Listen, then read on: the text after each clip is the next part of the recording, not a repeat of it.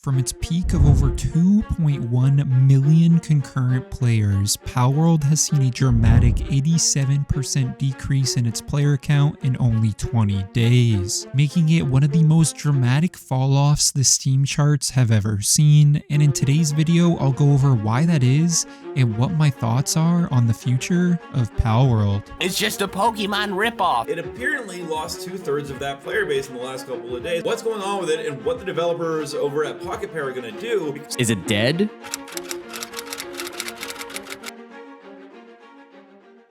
Now, this wouldn't be the first time we've seen a game explode in popularity and then immediately fall off. Apex Legends, for instance, launched in February of 2019, quickly amassing a staggering player count of 50 million players in just 1 month. However, after this meteoric rise, the game saw a significant drop in active players, with numbers falling sharply in the months that followed. Despite this initial falloff, Apex Legends managed to recover impressively. Through constant updates, the introduction of new seasons, characters, and engaging content, it regained and even surpassed its initial momentum. Today, Apex Legends stands as a prime example of how a game can bounce back from an immediate drop, maintaining a strong and dedicated player base, proving the resilience of well-supported live service games, and I believe this will happen with Palworld as well. But before I get into why, we first need to distinguish some clear differences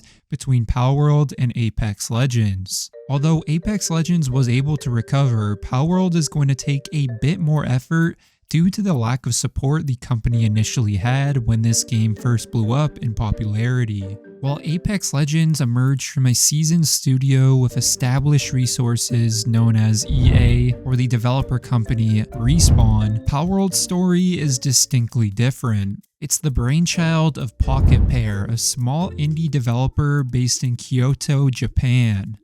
Founded in 2016 by Takuro Mizobi, sorry if I butchered that name, the company started with just 2 members and gradually grew to around 20 employees by the time Palworld launched. That makes this team 20 times smaller than the developer studio working on Apex Legends, and is a big sign as to why things have had a slow start in Palworld's success when looking at content updates. But Palworld wasn't just lacking in employees, they were also lacking in budget, with the initial game being created at a cost of 1 billion yen, or roughly $6.75 million.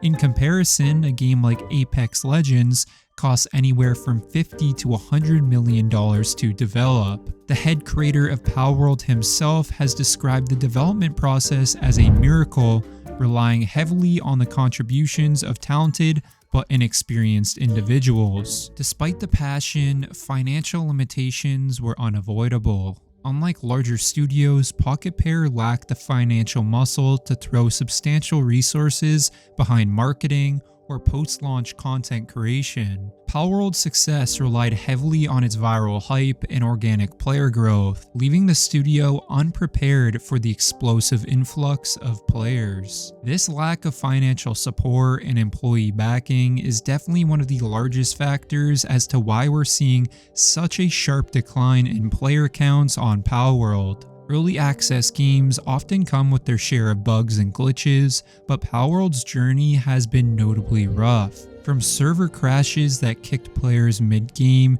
to game-breaking bugs that halted progress, or even in some cases completely deleted saved data, the frustration levels have been at an all-time high in these early weeks of Palworld, and these aren't just minor inconveniences. They've significantly impacted the overall gameplay experience, leaving many to wonder about the game's future stability. This has left some people on Reddit complaining, with this user stating, "The bugs since last patch are making the game hard to have the desire to continue playing. Since last patch, the bugs on my world have been more than quadrupled and the game has become extremely unfun due to them." The challenges of navigating early access as a game developer are immense, especially with a lack of funding and employees. A massive issue we're seeing with Palworld is that the company is using all the resources to fix the thousands of bugs and glitches the game is currently riddled with. But unfortunately, this has left absolutely no time for any of their employees to work on fun, exciting updates to keep the player count steady. Most modern games with a player count similar to that of Palworld's offer weekly updates to their games, providing new challenges, levels, and more. For a game like Palworld, where the premise of an evolving and expanding world is key to its appeal, the ongoing technical struggles pose a serious question to if it will ever evolve. The lack of support and the financial strain of continuously addressing these issues means that instead of enjoying new, fun updates, the community is often left waiting for fixes to problems that arguably shouldn't have even been there in the first place. I think these are valid things to think about, but will only be fixed with one thing, and that one thing is time. Palworld hasn't even been released for a full month, and expecting a small indie company to make such a drastic turnaround in such a short period of time is simply unrealistic. They would have never expected this type of explosive growth to their game, and in my opinion, I think they've done a decent job of keeping up with all the hype. It's normal for games to see a massive spike in player count at launch and then quickly see sharp declines thereafter, but I think Palworld will come back from these sharp declines. The only thing holding this company back was money and size.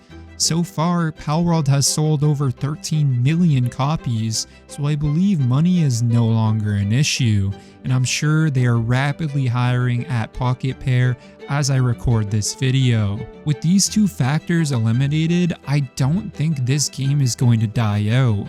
In fact, I could see Palworld rivaling games like Minecraft or even Roblox. Palworld has so much opportunity within their universe to create new worlds, new pals, and even new adventures. By allowing players to join forces to build and explore, the game could foster a sense of unity and collaboration, much like the cooperative effort seen in games like Minecraft, where players work together to fight, build, and have fun.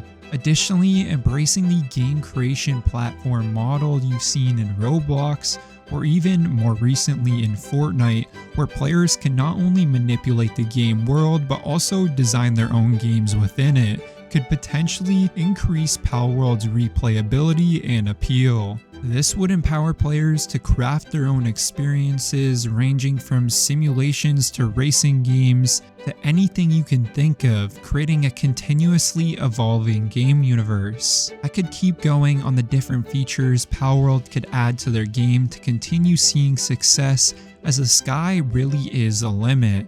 So to answer the question, why is Palworld already dying? It's not. It just needs time to grow. I'd love to hear your thoughts on Palworld's decline in player counts in the comments section, and I hope you guys have a great rest of your day.